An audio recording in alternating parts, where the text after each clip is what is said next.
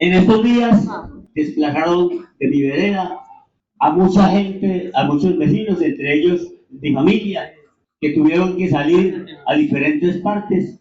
Y entonces hice esta poesía. Dice, Tantán, mira el desprecio cómo nos tratan. Somos la base y cómo nos matan. Si no nos matan, nos amedrentan y nos persiguen como a las ratas. Somos la base y nos miran mal. Somos las manos que producimos y no nos dejan momento en paz. La triste historia se nos repite y se sigue igual. Prometen cosas que no se cumplen. Si reclamamos, nos dan tantán. Se forman grupos de lado y lado. La solución es el tantán. El pobre pueblo que está en el medio, las soluciones no las tendrán. Unos trabajan duro y se matan, y las ganancias para otro van. Soy desplazado otra vez de tantas. Y si no salgo, me dan tantán. Adiós mi pueblo, Dios los bendiga. Ustedes y yo nos pasa igual. Si reclamamos, solo somos los malos. Llegan los otros, nos dan tantán. Gracias. Quien recita el poema es Abraham Dueñez, un campesino colombiano que encontró en la palabra un canal de denuncia y resistencia. Los aplausos son de sus compañeros y compañeras de la Universidad Intercultural de los Pueblos, jóvenes, afrodescendientes, indígenas y líderes comunitarios del suroccidente colombiano que comparten su lucha por una sociedad más justa y equitativa en un proceso de educación propia liderado por la Asociación Nómadex. El Tantán los interpela, moviliza historias de desplazamiento forzado. 5.235.064 casos registrados por la Unidad de Víctimas entre 1985 y 2021. De persecución a líderes sociales y defensores de derechos humanos. 57 asesinados entre enero y julio del año 2023 registrados por Indepaz, de despojo y desigualdad. Pero antes de llegar hasta acá, don Abraham se levantó a las 4 de la mañana. Rezo el rosario por la mañana, porque soy muy religioso, porque en un tiempo pues estuve estudiando para sacerdote y eso me marcó para toda mi vida.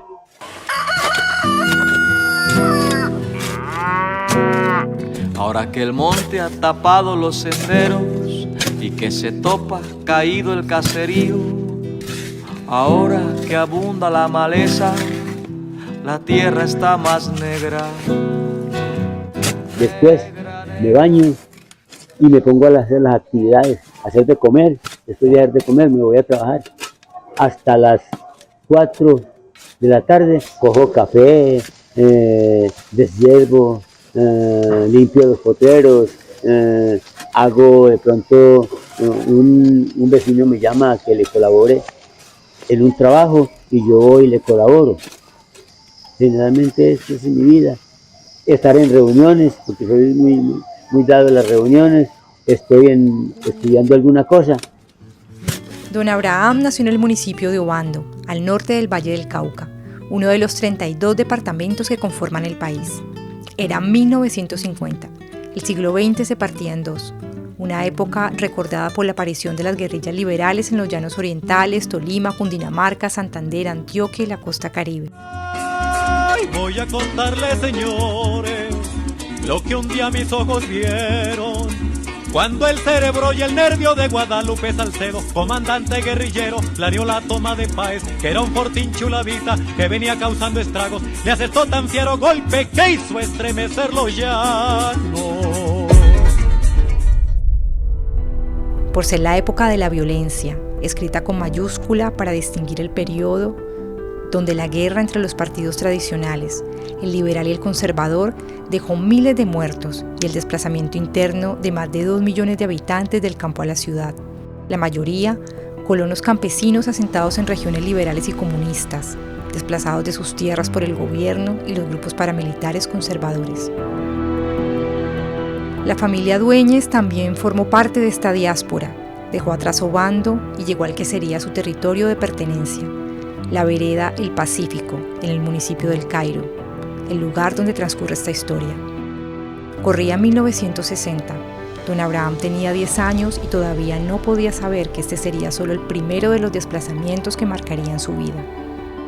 Lo que sí supo desde temprano es que el territorio es la fuente de la vida, y esa convicción lo impulsó a abrir nuevos caminos, a estudiar el bachillerato en Yarumal, Antioquia, a formarse como sacerdote y a aprender sobre las labores del campo en espacios como la Fundación Manuel Mejía del Gremio de los Cafeteros y Radio Sutatensa, la primera escuela rural radiofónica del continente. Para la educación fundamental integral, transmiten las emisoras Radio Sutatensa del Sistema de Acción Cultural Popular desde Bogotá, Colombia. Ya había aprendido unas cosas sobre la tierra. Fueron los primeros que comenzaron a trabajar los famosos abonos orgánicos, aquí en Colombia.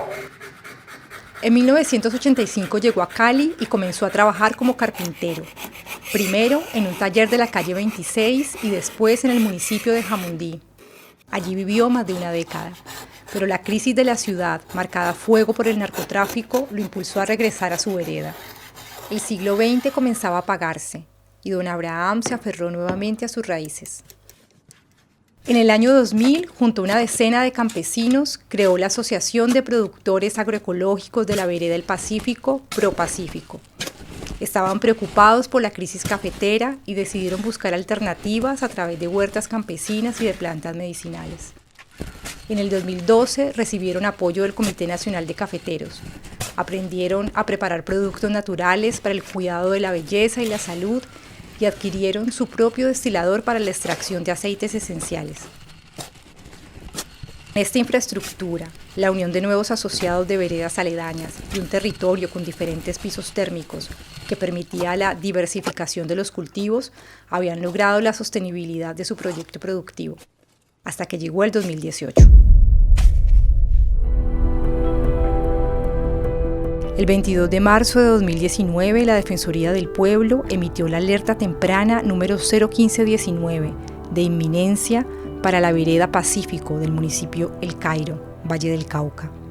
La comunicación advertía sobre el riesgo de aproximadamente 80 habitantes, unas 18 familias, debido a llamadas extorsivas que derivaron en hechos como el incendio de una vivienda, el sacrificio de una res con un escrito amenazante y el homicidio contra un habitante de la vereda que generaron zozobra y el desplazamiento forzado de algunos grupos familiares. El miedo había comenzado un año atrás. Cuando llegaron el grupo que hablaba en nombre del Clan del Golfo, esto fue en el año 2018.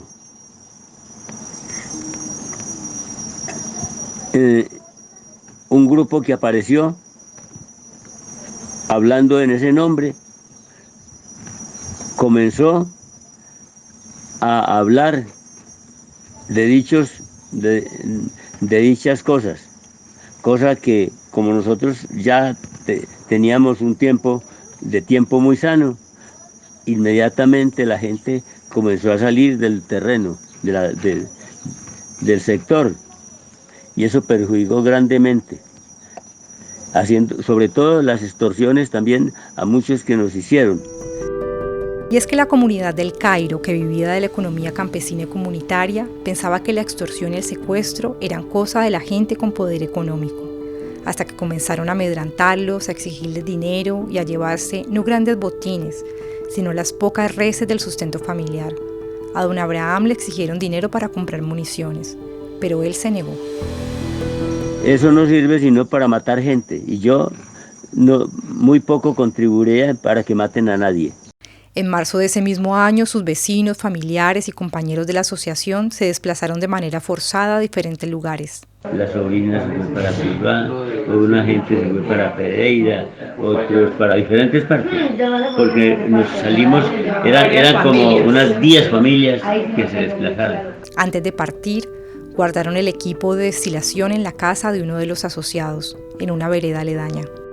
John Jairo Campo es profesor de la Universidad Intercultural de los Pueblos.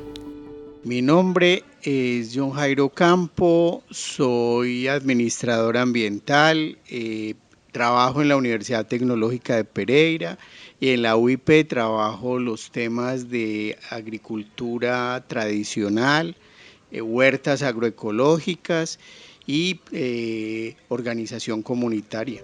El profe Cachis, como le dicen con cariño sus estudiantes, viajó a la vereda del Pacífico para conocer de cerca el proceso comunitario de Propacífico.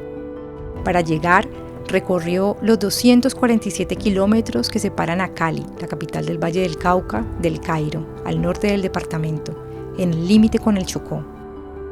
La vereda, actualmente conformada por 32 fincas, está atravesada por la vía que conduce a San José del Palmar, un ojo de huracán estratégico para los intereses de diferentes actores. El profe nos explica. Es que ese es un corredor estratégico para mover la coca, porque hacia la zona del Chocó se cultiva la hoja de coca y muy posiblemente por ese corredor entran precursores y puede salir pasto. Ese corredor, quien lo maneje, controla parte del mercado que para ellos es muy importante. El año del desplazamiento comenzaba la presidencia de Iván Duque, del Centro Democrático, un partido de derecha creado por el expresidente Álvaro Uribe, interesado en darle protagonismo al conflicto armado después del acuerdo de paz con las Fuerzas Armadas Revolucionarias de Colombia, FARC, la guerrilla más antigua de Latinoamérica, fundada en 1964 por grupos de autodefensa campesina de tendencia liberal y comunista, despojados de su tierra por la violencia, con mayúscula. El acuerdo de paz se firmó en el 2016 en La Habana durante el gobierno de Juan Manuel Santos, con una fuerte oposición de los sectores conservadores y la oligarquía colombiana. Duque movió los hilos de la política y de la guerra para estancar los puntos del acuerdo. Mientras tanto, nuevos grupos armados llegaban a los territorios. La disputa entre los grupos disidentes de la desmovilizada guerrilla de las FARC y bandas criminales y paramilitares volvieron a poner a la población en el centro del conflicto. El desplazamiento interno se duplicó. De acuerdo a la ONU, en el 2021, más de 73.000 personas tuvieron que desplazarse por el conflicto armado. El gobierno de ese momento, de la mano de sus aliados estratégicos y naturales, pues que son los grupos paramilitares, empiezan a accionar en esas zonas donde no tenían control. Y efectivamente, pues eso es lo que pasa ahí en el Pacífico.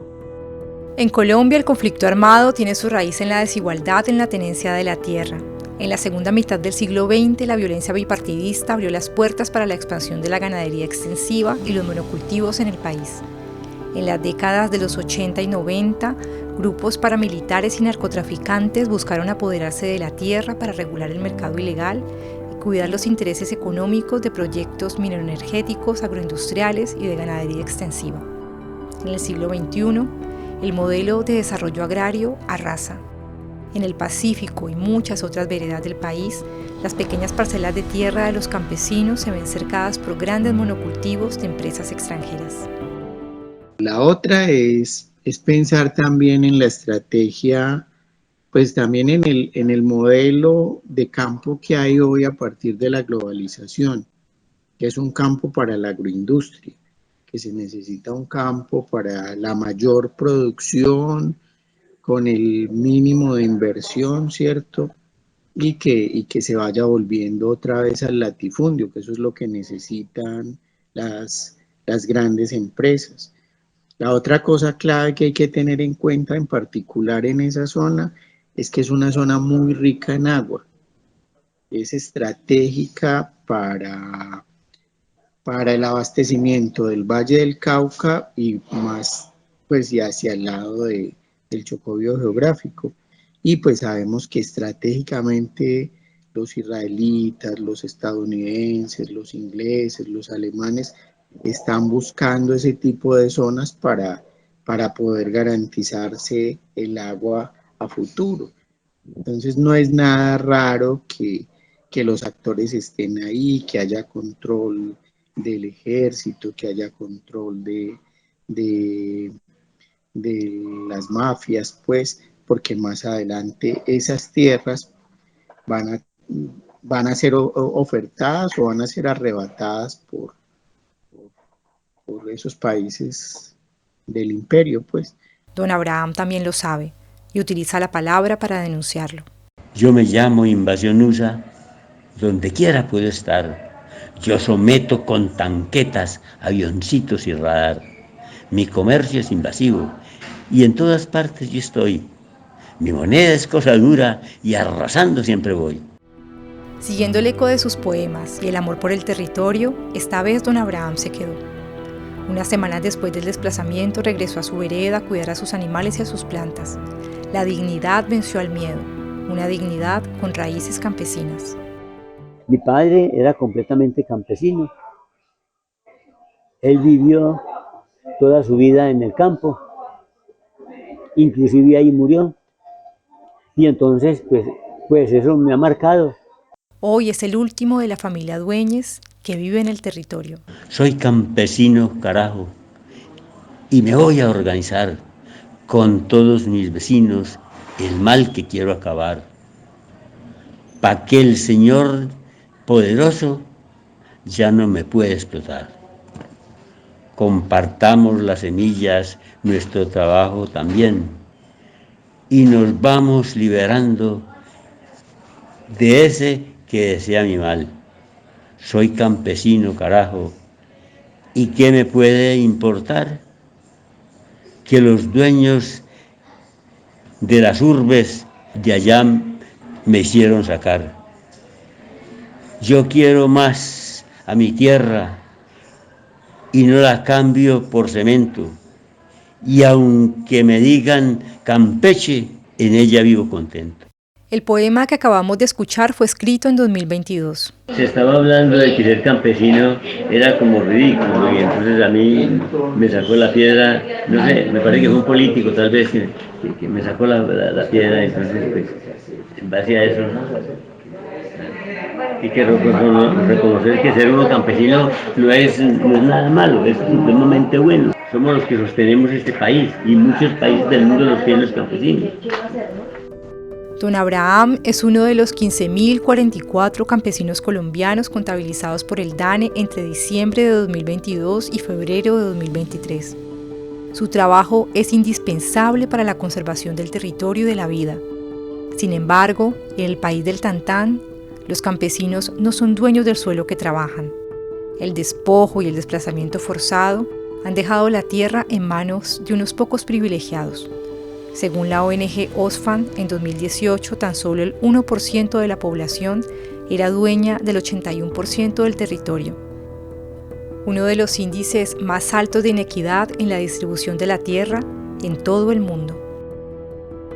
En 1991 el país promulgó una nueva constitución política que inauguró un modelo de desarrollo agrario movido por la apertura económica y la globalización. Colombia pasó de tener una economía productora a una comercial y de servicios. La industria y el agro comenzaron a apagarse mientras las empresas transnacionales vivían su mejor momento. En medio del fuego cruzado, sin una estructura institucional que promoviera el desarrollo de su economía, el campesinado colombiano se fue quedando marginado y sin derechos. Las organizaciones campesinas libraron una larga batalla cultural y política. Por eso don Abraham, que lleva en su palabra las cicatrices de la guerra y el olvido, dignifica con firmeza su identidad y su trabajo. El sector campesino es la fuerza de trabajo, tenemos que partir desde ahí. Que nosotros como campesinos somos la fuerza de trabajo, ya sea trabajando con animales, ya sea trabajando en la producción de un determinado cultivo. Ser campesino significa todo lo básico y que tiene que ver con la madre tierra, la fuente de la vida. Y si es la fuente de la vida, quítenle el campesino y verá qué comen en las ciudades, de qué viven en las ciudades, qué hacen en las ciudades. Esta pregunta retumbó fuerte en el paro agrario realizado entre el 19 de agosto y el 12 de septiembre de 2013, una de las protestas más importantes de las últimas décadas en el país, y volvió a rebotar como un eco urgente durante la pandemia por el COVID-19. En su viaje a la vereda del Pacífico, el profe Cachis le preguntó a nuestro protagonista: ¿Usted se considera un maestro? No. Participa uno en algunos conocimientos, colabora uno para participar en aprendizajes. Por ejemplo, llega una persona, no sabe ordeñar una vaca, uno le indica cómo se ordeña una vaca. Si una persona no sabe hacer un cabestro para coger un caballo, uno le enseña a hacer un cabestro. Si uno, por ejemplo, una persona necesita errar, uno le enseña a errar. Y así sucesivamente, cosas como muy sencillas, pero que son útiles para la vida. Más bien, siente que es un colaborador de la naturaleza. Pues yo no soy tan importante, pero sí un colaborador de la naturaleza y de la creación. Yo no soy indispensable, o por lo menos considero que las cosas no son indispensables, pero hacen falta. ¿Usted siente que transforma el lugar que habita? Sí, a medida de que uno, por ejemplo, vaya participando con algunos abonos orgánicos, con las especies animales, colaborándole a los microbios, a las bacterias, a los hongos, en ciertas cosas. La tierra, si se mejora, hay más vida. Las comunidades campesinas no solo han insistido y resistido a través de la producción agraria, sino de la preservación de su cultura y su territorio. En la última década, la crisis alimentaria y de los recursos naturales causadas por el modelo de producción capitalista ha despertado la conciencia ambiental de las nuevas generaciones y las poblaciones urbanas. Sin embargo, tuvo que pasar mucho tiempo para que el Estado colombiano admitiera la dimensión económica, social, cultural y política del campesinado. En junio de 2023, en acto legislativo, se reformó el artículo 64 de la Constitución Política de 1991. Después de décadas de resistencia, el campesinado fue reconocido como sujeto de derechos y especial protección. El derecho a la tierra, al agua y las semillas fue reconocido por la Carta Magna colombiana. En la vereda, el desplazamiento forzado dejó cicatrices y pérdidas en la organización comunitaria. Más de la mitad de los asociados de ProPacífico ahora viven en otros lugares. Los pocos que quedan resisten al despojo a través de la que consideran el arma más poderosa: cultivar la tierra para producir alimentos y medicina. Cae la noche en la vereda del Pacífico. Don Abraham, campesino poeta que lleva en su historia la memoria de la guerra y de la vida, sigue sembrando semillas de poesía. Escribo porque, en primer lugar, debo dar un mensaje para todos los seres humanos que lo lean. Y la motivación que tengo es llegar a la gente con un buen mensaje. Y creo que hasta ahora lo he venido asumiendo en muchas cosas. Ustedes pueden darse en cuenta de que siempre mis versos están diciendo algo para bien de la humanidad y para el bien también de la naturaleza, porque nosotros somos un complemento de hombres y naturaleza. Cada vez tenemos que darnos cuenta de que la vida no se queda ahí, que hay que seguir evolucionando, de que aunque las cosas van cambiando y la naturaleza también, con el trabajo del hombre, también hay que reconocer de que estamos para que se genere esa vida y no para que haya desiertos en ella. Yo soy campesino, trabajador, pobre y muy honrado. Vivía muy alegre, pero me tienen embejucado. Yo soy campesino, trabajador, pobre y muy honrado. Vivía muy alegre, pero me tienen embejucado.